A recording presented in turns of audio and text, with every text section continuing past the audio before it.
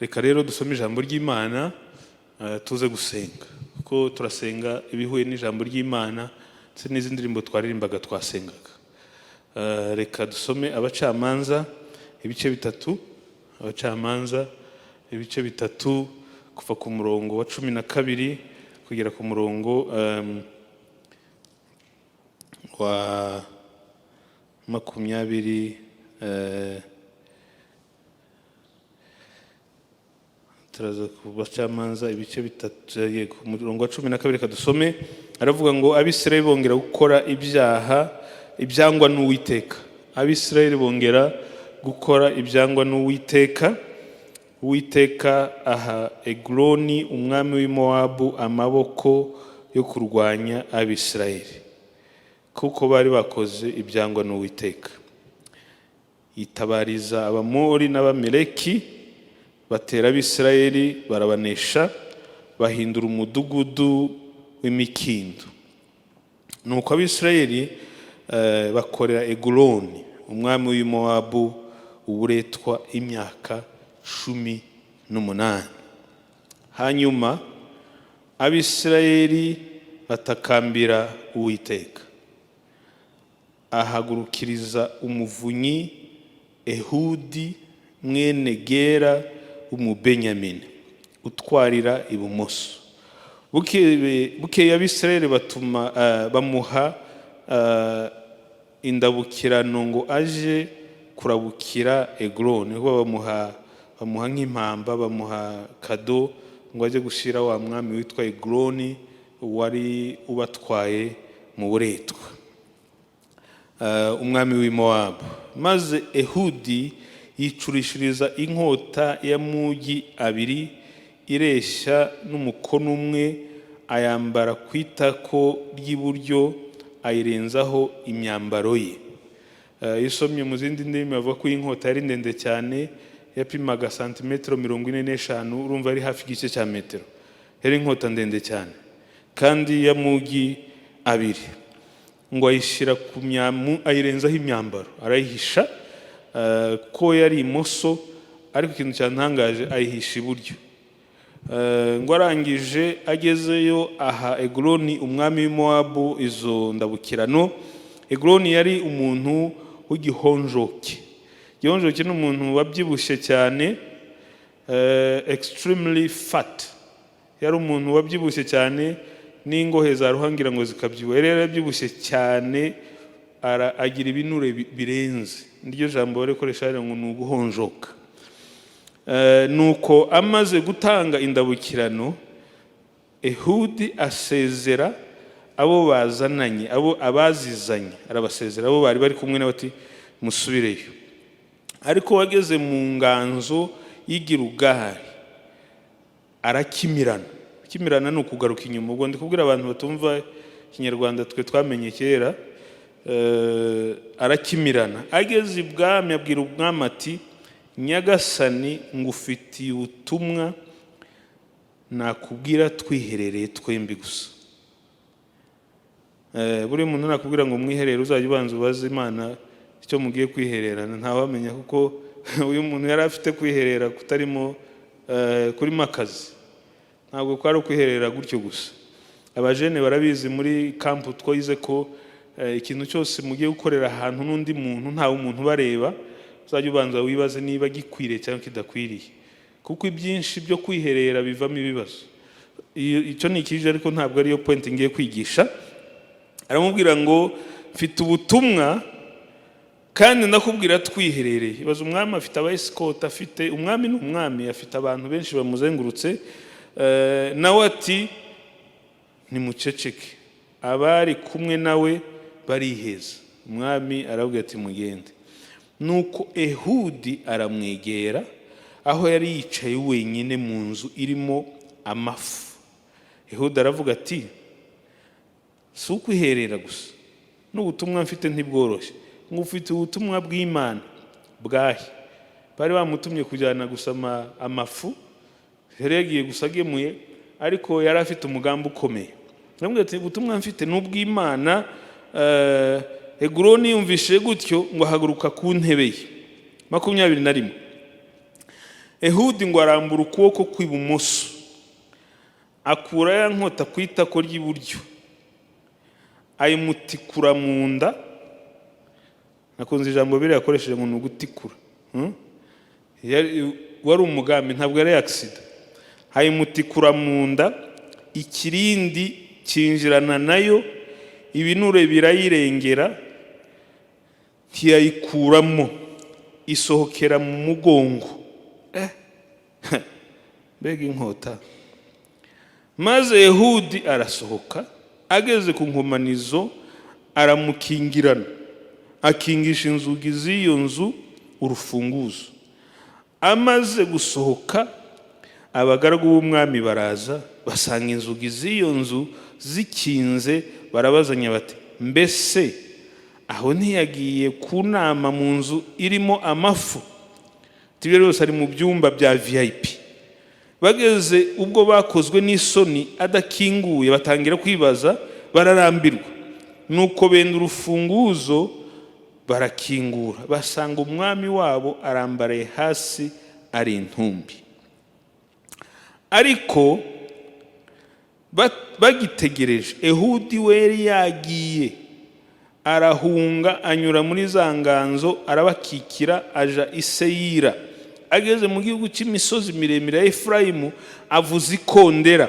Abisirayeli bamanukana nawe, bava mu misozi yabo, abarangaje imbere. Arababwira ati, nimunkurikire kuko Uwiteka abagabije ababisha banyu b'i Mowabu. Nuko bamanukana nawe, bakinga ibyambu bya Yorodani hateganye n'i Mowabu, ntibakundira umuntu wese kwambuka. Muri iryo rwana bica abantu inzovu imwe baba Mowabu, ubwo nuvuga 10,000. Abakomeye bose b'intwari nta muntu n'umwe warokotse. Nuko uwo munsi aba Mowabu baneshwa n'Abisirayeli, igihugu gihabwa ihumure imyaka 80. Haleluya, haleluya, haleluya. Iri jambo maze iminsi ndisoma hafi nk'ibyumweru 2. Soma cyane. Ndashaka ko tuganira mu minota mike ijambo rivuga ngo ninjye muvunyi w'iwacu. Ninjye muvunyi w'iwacu. Ninjye Imana itegereje kuzakoresha kurengera umuryango wanjye. Ni wowe Imana izakoresha mu gihe utegereje abakure, mu gihe utegereje abazagusengera, mu gihe utegereje abazaguhanurira, mu gihe ugitegereje abazava iburasirazuba n'uburengerazuba. Uyu mugoroba turasenga ngo Imana ize kudushiramo imbaraga, tubone ibitsikamiye umuryango, tubone ibitsikamiye abana, ugira umutwaro nk'uwa Ehudi, wambara imbaraga nk'izo Ehudi yari afite, uhaguruke umenye ko ari wowe muvunyi w'iwanyu. Haleluya, haleluya, haleluya. Kuko buriya kimwe mu bintu Satani arangaza abantu nuko habura umuntu muri generation, hakabura umuntu muri famille, hakabura umuntu mu muryango, hakabura umuntu mu gisekuru uvuga ngo enough is enough, uvuga ngo assez c'est assez, ndabyanze. Niba bisaba gusenga ndasenga, niba bisaba kuzamuka imisozi ndayizamuka, niba bisaba kugira icyo mpisha hano mu ikoti ry'iburyo ndagihisha, niba binsaba kuzagenda hakurya y'imigezi nzayambuka, niba binsaba kuzagenda nyenyine nzagenda nyenyine, niba binsaba kwiriza iminsi 10 nziriza. Ariko ibi bintu bigomba guhinduka kandi ngomba kubigiramo uruhare rusesuye rufatika. Murabizi Mose amaze gupfa, turi kumwe. Haleluya, haleluya. Mose amaze gupfa, Imana yamuhaye umusimbura, a successor. Yamuhaye Joshua. Joshua wari warabanye na Mose, Joshua wari warabonye ibyo Imana yakoresheje Mose, Joshua wari warabaye mu ntambara. Abana n'Abisirayeli, Abisirayeli babana na Mose, babana na Yoshua. Ariko Yoshua amaze gupfa, ntiyagize umusimbura. Abisirayeli haza generation. Nusoma haruguru haravuga ngo, nusoma ugitangira igice cya 3 hejuru, haravuga ngo haza generation, haza abantu batigeze bamenya intambara, haza abantu batigeze bamenya, batabonye ukuntu igihugu bakibonye kibagoye. Haza generation iyo twita fast food generation, babantu bavuga ngo mpibyange nirire ngende, batazi aho byavuye. Bagenda hariya kuri za kefu bakagenda ati amaguru y'inkoko mu minota 2, ntibazi ko yorowe, ntibazi ko yabazwe, ntibazi ko yaguzwe, ntibazi ko ari umuntu wayikoreshoronga yikora, ntibazi kwizitora, ntibazi aho yigiva, bazi gusa kwiva mu ifuru no guhagarara agakanda gutya. Ubu ngubu haje ikoranabuhanga, usigagira ahantu hamwe ukahasanga screen, ugakanda ugahitamo, ugashiramo ikarita ukishura, hagahita hasohoka akaguru k'inkoko. Kavuye he? Hagasohoka ibaba rivuye he? Iyo fast food generation rero niyo yari iri muri Israel, itarigeze imenya na gato ko igihugu bafite cyavuye mu byuya byo gusenga no kurwana. Amakuru bayumvishije kuri televiziyo, bayumvishije mu mashuri gusa, ariko nta experience bafite. Ntibazi kuko ibishimba babicyanira, ugacanira kuva mu gitondo ukageza nimugoro, amaso agatukura ukabona kubirya. Harabona numvise harantu nigeze kugenda, n'umuntu ari kuvuga ngo uyu munsi nkundagura mituyu y'ibishimba. Mituyu ibaho ngo kumbe baragenda ngo bagatanga desa, bagatamuha ibihiye akabijana. Abantu benshi nuko nabo bari bameze, bari bazi kuko umugisha barifite muri kiriya gihe wari umugisha wavuye ahantu hakomeye. Muzi kugira ngo igihugu cya Israel kiboneke, uzi intambara banyuzemo, uzi abagabo n'abagore, uzi intwari bapfushirije uzi abami n'ingabo zitagira uko zingana zari hakurya ya Yorodani. Noneho iyi generation imaze kuza, kandi isa na generation y'iki gihe rwose, abana benshi dufite n'abandi bose tungana n'abandi bari mu gihugu, babona frigo, babona ibintu byuzuye, uramubwira ngo dutangire gusenga akagira gutya agahumiza akagufenta gusa, ntazi ko iyo frigo iri mu nzu ari resultat z'amavi. Niba ari ikintu kibi kibaho ni umwuka wa complaisance, ni ukwicara wumva ko byikoze ukibagirwa ahantu byavuye. Iyo wibagiwe winjira mu gihe cy'intambara.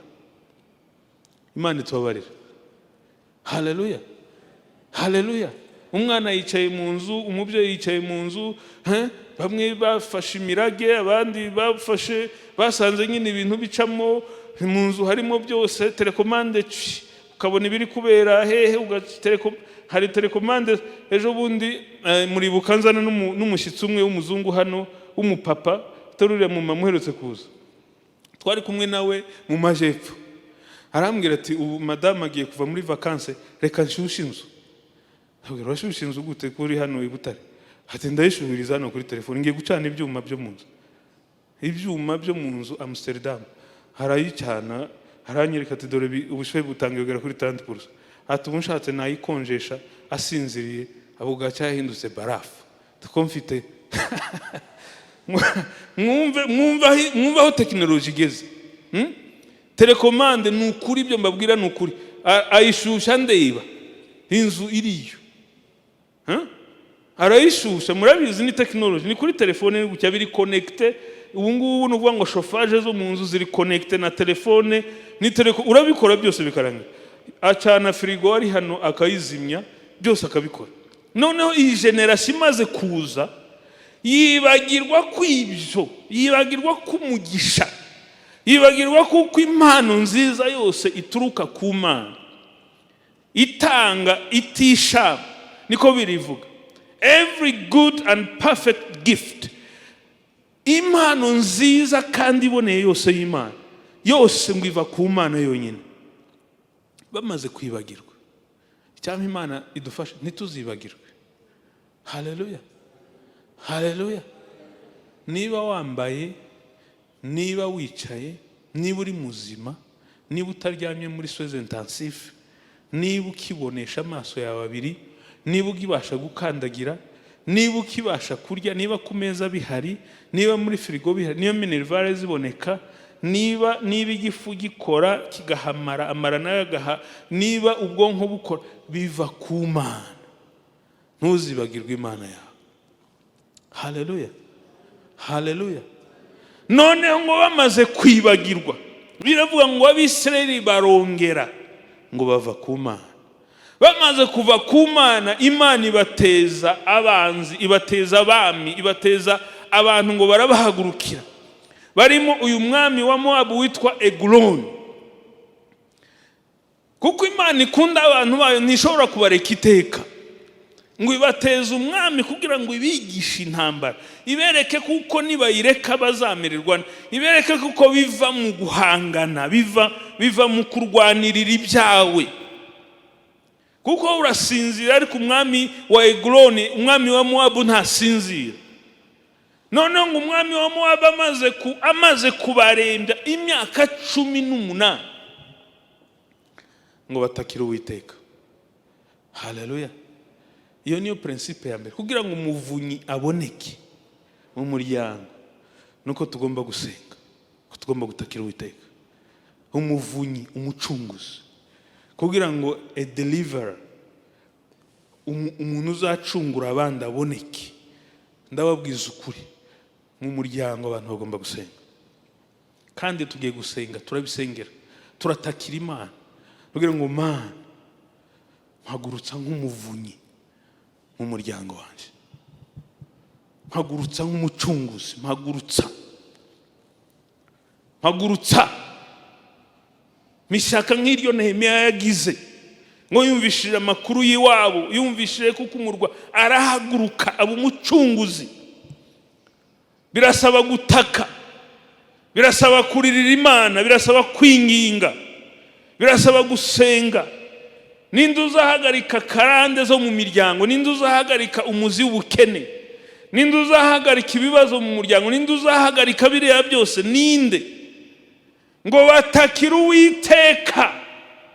Nkuko nanjye ngiye gutaka, nawe uri butaka uyu mugoroba, uvuge ngo Mana duhagurutse nk'abavunyi muri iyi generation yacu.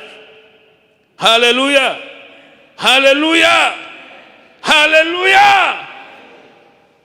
Ntabwo mushaka kuba abavunyi ko mutikiriza haleluya, haleluya. Imana iyumva gusenga. Kamabwiza ukuri, imbere y'Imana nta silence haba. Imbere y'Imana haba amajwi, haba amajwi. Ntabwo hatuje. Hari amajwi y'amasengesho, hari amajwi y'amashimwe, hari amajwi y'indirimbo. Uyu mugoroba turashaka ngo natwe ijwi ryacu rizamuke, kandi icyo dusabira uyu mugoroba ni abavunyi.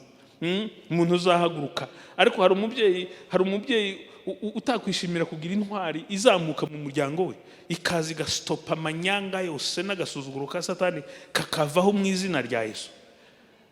Haleluya. Uyu mugoroba Imana ihagurutse abavunyi muri izi ntebe, ihagurutse abavunyi mu miryango yacu, duhagurutse nk'abavunyi, duhaguruke kurwanirira ubwoko bw'Imana, kurwanira imiryango yacu, kurwanira umurimo w'Imana dukorera, kurwanira ibihugu byacu, kurwanira generation turimo. Ngo bamaze gutaka, iyo nicyo kintu cya mbere. Bamaze gusenga, babwira Imana ngo dukize. Umuntu usenga amasengesho nk'ayo, asenga bitandukanye no gusenga bisanzwe, aba yarambiwe. Hari kuvuga ati ariko ibintu ni ibiki? Atandukanye. Hari umugabo bambwiye ngo yakundaga inka cyane, none ngo umunsi umwe ashorera inka. Yari afite inka yiwe ngo izi kurongora. Abantu bazi iby'inka bazi ko hari inka iba ifite ubutwari imbere y'izindi, uragenda wayikoraho izindi zikayikurikira. Noneho ngo arayishorera, abona iramukurikiye neza. Ngo aravuga ngo ariko umuntu wese wampagarara imbere n'umunezero mfite w'inka, nta muntu wanyita kubera iyi nka gusa. Mfite umunezero, numva nagenda nkubita abantu bose nkamerera. Uwo afite ukunda. Ariko n'umuntu warambiwe agasuzuguro k'umwanzi, ntabwo asenga amasengesho asanzwe. Haleluya. Kandi iyo warambiwe Imana irabimenya. Nukuri yewe hari ibintu ndambiwe, nawe ugira ibyo urambirwa, maze Imana iduhagurutse nk'abavunyi muri uyu mugoroba. buriya hari za protokole zimwe tujamo kubera ko tutararambirwa ibintu bimwe na bimwe, kubera nyine ya fast food generation. Buriya baravuga ngo uramutse nk'ubu uri ku kiraro gutya, uri kugenda nko ku kiraro henda kiriya cyo muri Nyungwe kiri hejuru, iriya canopy walk kigacika, amasengesho yawe ntabwo atangira ngo umwami Yesu, niba uri mu gutangira ngo ndakwingiza kwa kundi za protocol, uhita utaka uvuza induru, kubera kuko ubu habaje ikintu gikomeye. Ndashaka uyu mugoroba, haleluya haleluya haleluya, abaririmbyi haleluya, abamama turi hano haleluya, abapapa haleluya, twese hamwe haleluya. Uyu mugoroba tugiye gusenga isengesho ri specific. Mana umhagurutse nk'umuvunyi mu muryango, maze ngo bamaze gutaka, Imana nizi kwihitiramo.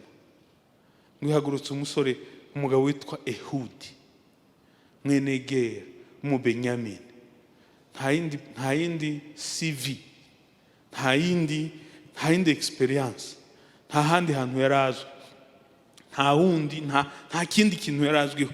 Ngo yari umugabo gusa ngo utwarira ibumoso, yari umugabo ukoresha akaboko k'ibumoso. Kandi kiriya gihe umuntu w'ibumoso bamufataga nk'umuntu ufite ubumuga, niko byafatwaga muri gihe. Ngo yari afite arangije ngo aragenda acurisha inkota ikatira hehe, gauche droite. Urumva Imana deja itangiye kuzana abantu. Haleluya! Ntabwo yari afite akanefu murakaze, nta kantu kakabugita kabagaho gato gutya. Ntabwo yari afite akanefu bagakubita ahantu muri za kupongere. Yari afite inkota yacurishije ifite santimetero 45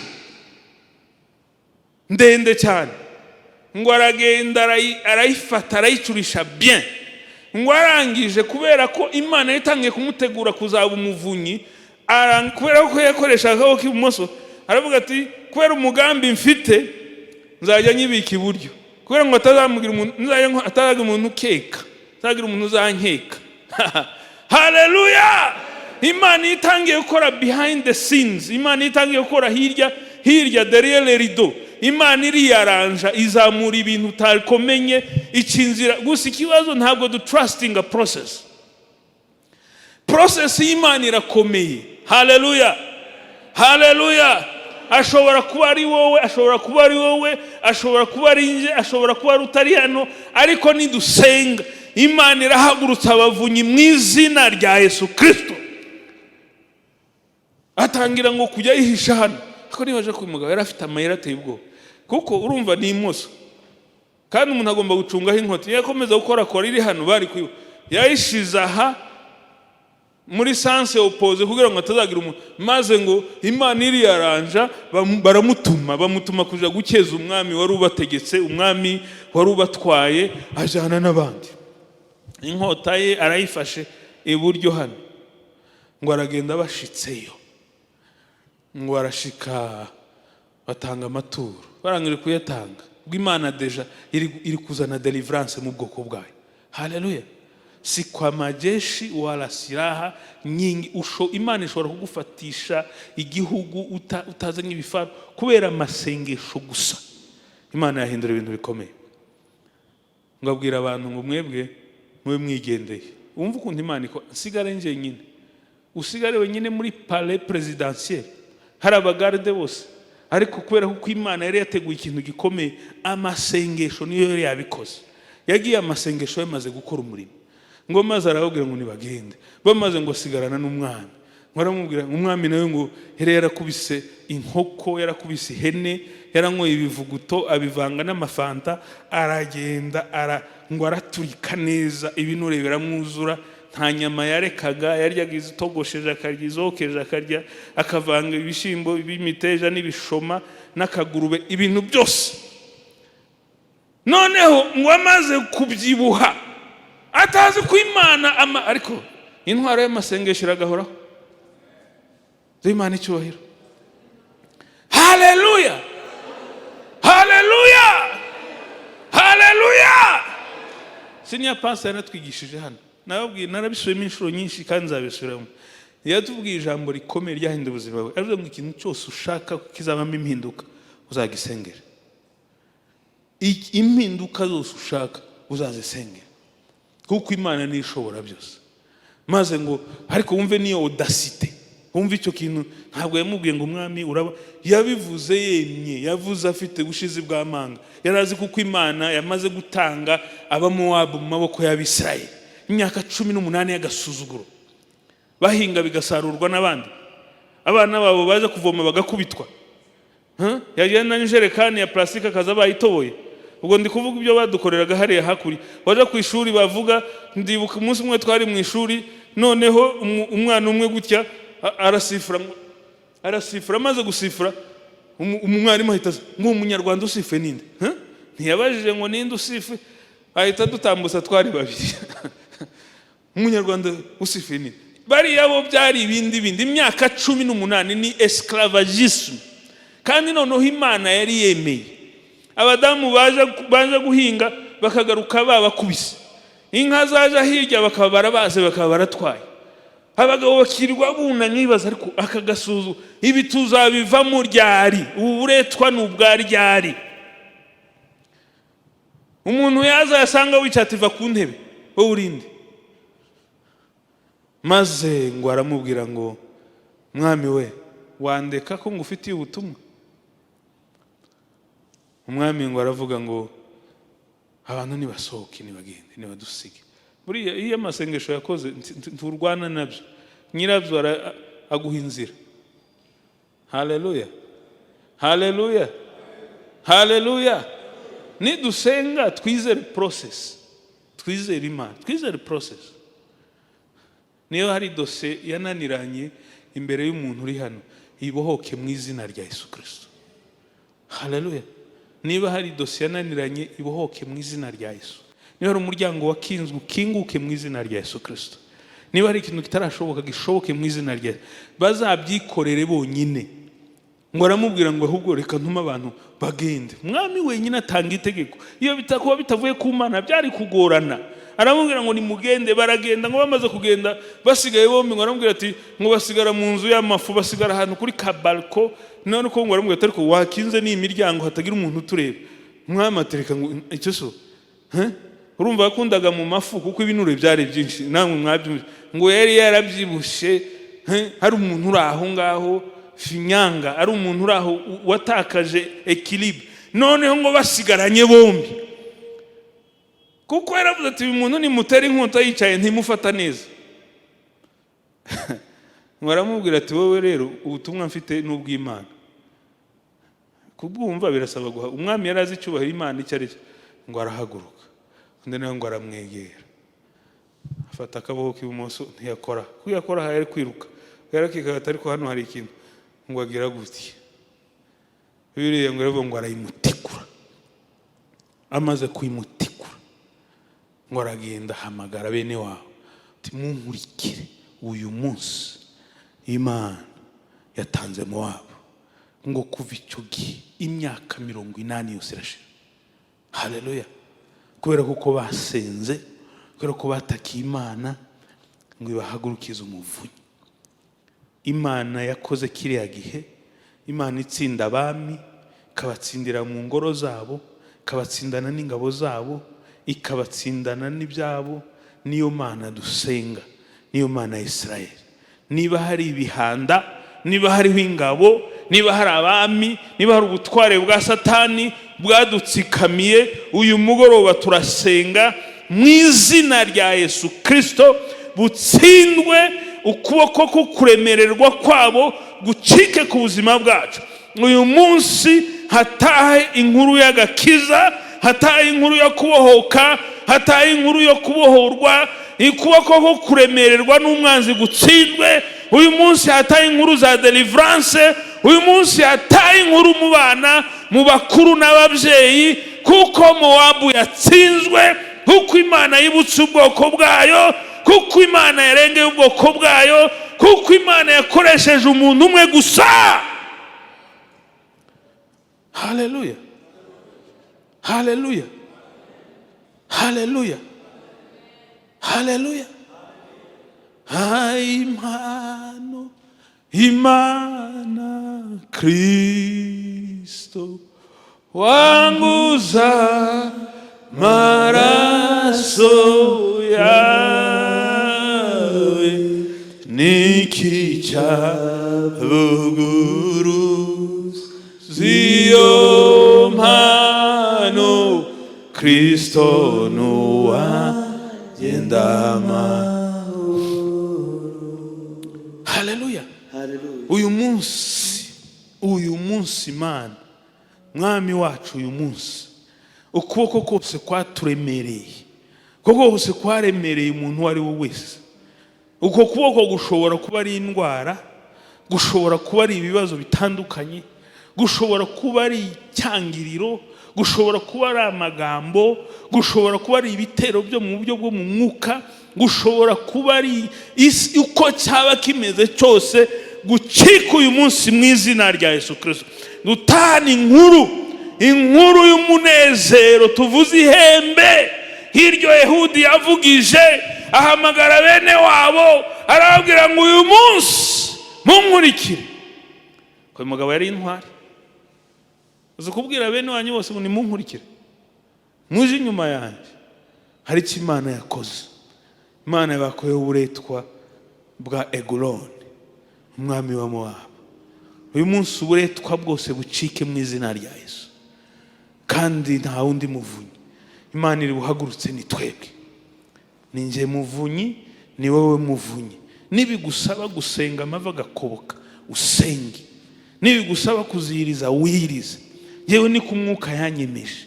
Ninjye soko y'impinduka zo mu muryango wanjye. Ninjye uzahagarika ikibi cyose. Ninjye uzakinga amarembo y'umwanzi. Ninjye uzaca igisuzuguriro ku muryango. Ninjye uzaca igisuzuguriro muri generasiyo yanjye. Ibyangezeho ntibizagera ku bankomokaho mu izina rya Yesu, kuko iki ni cyo gihe. Haleluya, haleluya, haleluya. Ntabwo ndi muri generasiyo y'abatesi. Nzi agaciro ko kwakira umugisha w'Imana. Reka duhaguruke dusenge. Muze hano imbere.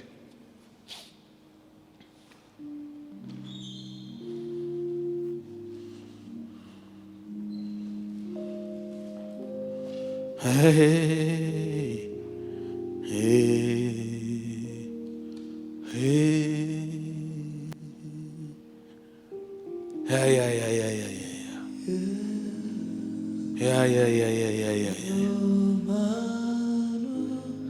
Kristo nuwagendama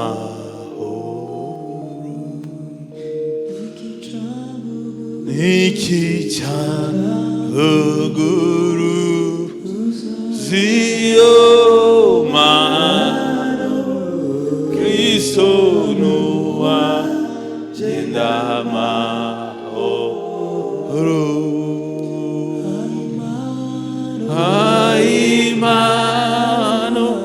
Imana Kristo wanguza maraso yawe niki Yesu mwami wa ni njyewe muvunyi, ni njye uzahagarika, nahagarika, ndahagarika. Reka dusenge ibyo urambiwe ubihagarike mu izina rya Yesu. Imana ishire mu kuboko kwawe inkota ikebera mugi yombi, ari ryo jambo ry'Imana, nk'iyo Ehudi yari afite. Imana ishire mu kuboko kwawe utwariramo. Niba utwarira ukuboko kw'iburyo, Imana ishire mu kuboko kwawe inkota ikebera mugi yombi, maze umwami Eguloni uguhagaze imbere, umwami wa Mowabu uguhagaze imbere, uyu munsi uyimutikure mu buryo bwo mu mwuka. Uyu munsi uyimutikure mu buryo bwo mu mwuka, maze wowe n'umuryango, wowe n'abagukomokaho ntibazongere kuremererwa n'ubutware n'uburetwa bwa Eguloni mu izina rya Yesu. Mana ndafata ijambo ryawe nk'inkota yo mu mwuka, ndatikura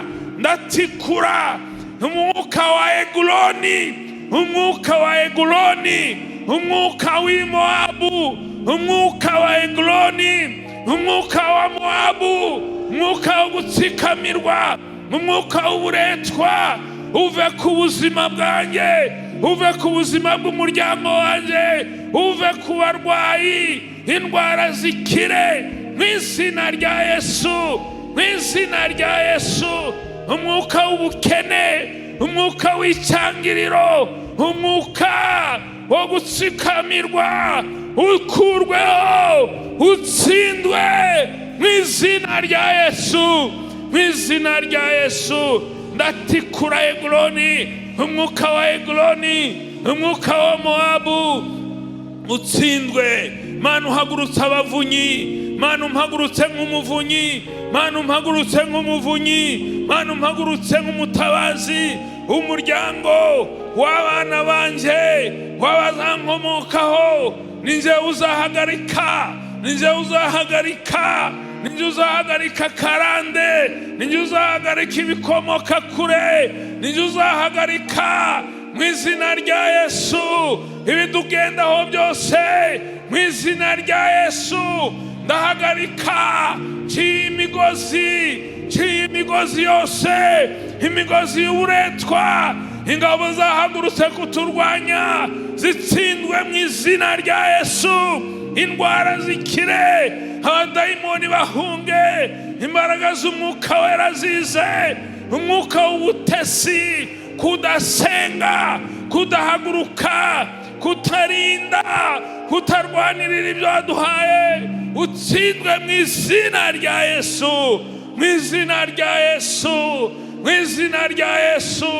Turirukana indwara ziri muri bana bawe, zisoke, indwara zisoke, indwara zicike, indwara zitsindwe, indwara. Eguloni we waratsinzwe, mwuka wa Eguloni we, mwuka wa Moabu we waratsinzwe. Imana ya Ehudi, Imana ya Ehudi, Imana ya Israeli niyo mana yanjye, niyo mana itabara, niyo mana ikora, niyo mana ihagurutsa abavunyi, niyo mana ihagurutsa abatabazi, ikaza bakaza bakagendera ku mababa y'imiyaga, bagakora ibitangaje, bagakora iby'ubutwari. Mana yacu, Mana ishobora byose, Mana ya sokuruza Aburahamu, Mana wadutabaraga mu minsi ya kera, nanone uzaturengere tugeze kugupfa. Mana wadutabaraga mu minsi ya kera, nanone uzaturengere tugeze kugupfa. Nanone uzaturengere tugeze kugupfa. Kera bakwiriraga bari mu mahoro, tugufite ntitwifuza undi murengezi, tugufite ntitwifuza undi murengezi. Umuyaga wishuhe urawuturinde, uzatubera ubuturo budashira iteka, uzatubera ubuturo budashira iteka. Mana wadutabaraga mu minsi ya kera, nanone uzaturengera tugeze kugupfa. Nanone uzaturengera tugeze kupfa kera kera bakwiraga bari mu mahoro tugufite nitwifuza undi murengezi tugufite undi murengezi. Reka twegerane maze dusengere hamwe dusoza.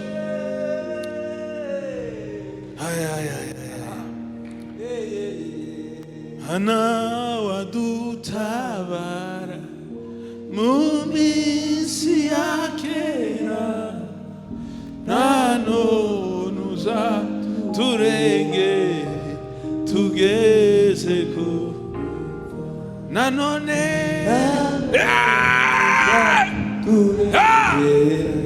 tugeze ku mana mana wadutabara iyo mu minsi ya kera nanone uzaturengere aiwe tugeze nanone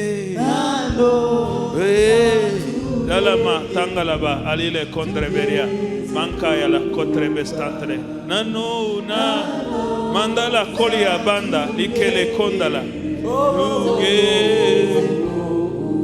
nano ne dala ayala katikelebo tugeze ku nano ne dala tugeze ku nanone engere tugeze ku mana mana wadutabara mu minsi ya kera nanone uzaturengere tugeze ku nanone eyaba alabo sentreba mananda la compre de la mandra quel costebo nano kera bakwirigi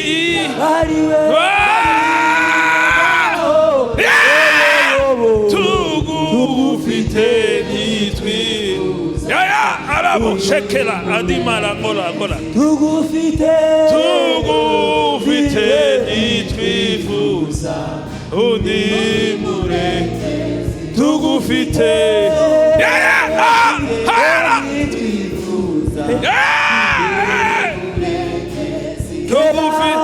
kera bakwirigi bari mu mahoro tugufite nitwifuza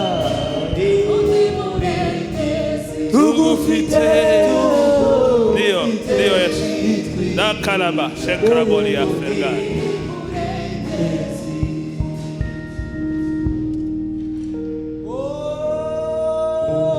iracyari yama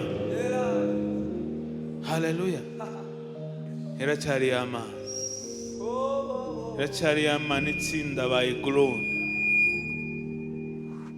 nibutse umunsi umwe twari dutoye ahantu hita muri Byura igasanga icyo gihe hari umuguverineri umeze nabi witwaga Mukeba Mupanga yari umuguverineri wa Surejo ya Tanganyika hari ndibuka icyo gihe hari ibintu ndibuka ko habaye guhamagara amasengesho ababyeyi baravuze ngo n'inka ntizonse inyana bazifungira ukwazo inka zahoke zirigwe maze baje mu masengesho barasenga Imana ikora ibitangaza Imana ifungura imfungwa Imana ihindura za decision numvishe uwari umwuka umanuka muri aka kanya iracyari y'Imana n'Imana iduha inkota ikebera mu giyombe ijambo ry'Imana maze tugatikura abayigolone mwuka w'umuwabo no gutsikamirwa ukava ku buzima bwacu nike tuvuge ngo Mana wadutabaraga Mana wakoze ibyo muri kiriya gihe mu minsi ya kera n'uyu munsi uturengere tugeze kugufa ninda ndaha Pastor Celeste umwanya dusengere dusoza Mana wadutaba mu minsi ya kera nanone uzaturenge tugeze ku nanone uzaturenge tugeze ku nanone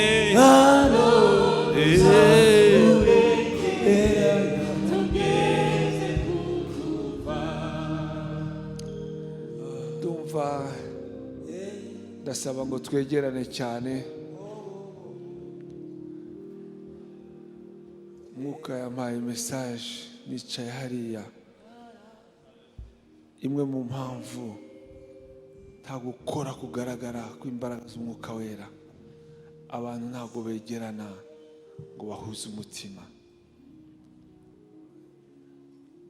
Aba bantu yashobora kubabwira ati munkurikire, ntibabyumve, ntibamukurikire, ariko yarahagurutse aravuga ati nimunkurikire. Bafata direction imwe, baragenda bajya kurwanya ikibazo. Bava mu buretwa bw'imyaka 18, Imana ibakubira inshuro 5, imyaka 80, imyaka 80 hafi, inshuro 5 hafi yo kwinjira mu mudendezo, kubera ko hari umugabo wari wahagurutse. Tugiye kwegerana tuyemeze ko hari icyahindutse muri amasengesho tumaze gusenga. Hari igihindutse mu muryango wanjye, nagikuruye. Maze iminsi hari ibintu ntabwo mushobora kumva imbaraga zo kurekura bivuzeho, imbaraga zo kwatura, zo kuvuga. Imbere y'Imana habaho ijwi, imbere y'Imana haba ijwi. Ibyo nabitoye kera, mbigenderamo buri munsi. Iyo mbigendeyemo imiryango irakinguka. N'uyu munsi nasohotse saa moya zarenze, naje buhoro n'imodoka yanjye ngera hano. Eri arambaza, son fils, ariko wowe bite, waciye he, wageze gute? Si ubwa mbere babimbaza, ariko hari ibanga ryo kurekura ijambo, ukagenda ijwi ryawe ryumvikanye imbere y'Imana. Ariko malgré ibyo hari dimension numva ntarageramo, hari dimension tutarageramo, hari dimension tutarageramo. Ndagira ngo dusenge. Iyi teme isengesho ryanjye nuko tutazarangiza iri teme gutya. Tugomba kwinjira mu mbaraga z'indengakamere, z'indashyikirwa. Hari aho tutaragera, ndavuze ngo hari aho tutaragera, ariko izo nzitizi zose tugomba kuzitahura tukazimenya. Ndumva ngiye gusenga, ariko nawe dusengane.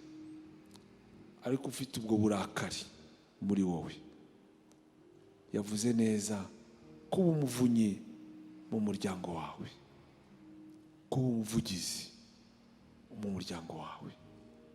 Tugiye gusenga. Kuwa kane twarasenze tuvuga ririya jambo muri Nehemiya, Shumba Pastor Israel amaze kubwiriza, rivuga ngo ukuntu Nehemiya yatuye. Aravuga ngo nta mugabane, nta rwibutso, nta n'uburyo ufite kuri Israeli. Ujye umenya ko nta mugabane Satani akigufiteho, nta n'uburyo Satani akigufiteho, nta n'urwibutso Satani akigufiteho. Ujye ubyatuza akanwa kawe, uzareba icyo Imana izakora. Hari ibintu byinshi Imana ikora ishaka kubona kwatura kwawe. Zamura ibiganza byawe dusengere guhaguruka kw'intwari mu muryango. Mana yacu kandi Mana nziza, kunezerewe cyane, kuko uhagurukije abahungu, abakobwa, abapapa, abamama, uhagurukije abahungu n'abakobwa biyemeje kurwanirira umuryango, biyemeje kurwanirira abazabakomokaho, biyemeje kurwanirira generation zizakomoka kuri bo, muri bo. Mana, muri iyi generation harimo benshi cyane barakaye muri uyu mugoroba. Hari benshi barakaye bafashe icyemezo cyo guhindura amateka mu miryango yabo. Mana, turagushimiye, dufatikanije n'abera bo kumenya abo turi bo mu bwami bwawe, dufatikanije n'abamarayika bo kumenya identity yacu, dufatikanije n'abamarayika kubwo kumenya ibyo wakoze ku musaraba. Uyu munsi ahantu turavuze ngo nta mbaraga z'umwanzi zizongera gutsikamira umuryango, kubera ko wahagurikije abavunyi, wahagurikije abavugizi, wahagurikije abarwanirira umuryango, wahagurikije abarwanira itorero, wahagurikije abarwanira igihugu, wahagurikije. Mana yacu, Mana nziza, ibiganza byacu biri imbere yawe, ho kuvuga ngo nta mbaraga dufite, imbaraga zacu zose tuzivoma muri wowe, tuzivoma mu ijambo ryawe, tuzivoma mu gukora kwawe. Icyo wavuze na n'ubu uracyagihagazeho, ijambo ryawe uracyarihagazeho, uhagarara ku ijambo ryawe ukarisohoza umunsi ku munsi. Niyo mpamvu Mana turaguhereye umunsi, nta gutsikamirwa na mba ku buzima bwawe, nta gutsikamirwa, ahubwo hari ukuganza, hari ugutegeka muri wowe. Imana yaguhaye ubutwari bwo gutegeka. Niyo mpamvu muri aka kanya ibyatsikamiraga umuryango byose, ibyishyiraga hejuru byose mu muryango, ibyarwanyaga kumenya Imana, ibyo byose turabisenye mu izina rya Yesu Kristo. Dufashe mpiri ibitekerezo byose by'abarwanya kumenya Imana mu muryango, tubishize munsi y'uburinzi bwawe. Ibirwanya kumenya Imana, ibirwanya kumvira Imana, ibirwanya kubaha Imana, ibirwanya gusingiza Imana mu muryango, turabisenye mu izina rya Yesu Kristo. Mana, ibiganza byacu biri imbere yawe nk'ikimenyetso cyo kwakira imbaraga nshya. Mana, tugushimiye ubuhamya bushya uteretse mu kanwa kacu vis-a-vis imiryango, vis-a-vis y'urubyaro, vis-a-vis y'abazadukomokaho, vis-a-vis ya generation ku yindi. Ndagushimiye Mana, warasizwe, witwa uwasizwe, witwa Kristo wasizwe, kugira ngo ibyadutsikamiye igihe kirekire bishirweho iherezo. Mana, turakwishimiye, twishimiye gukora kwawe.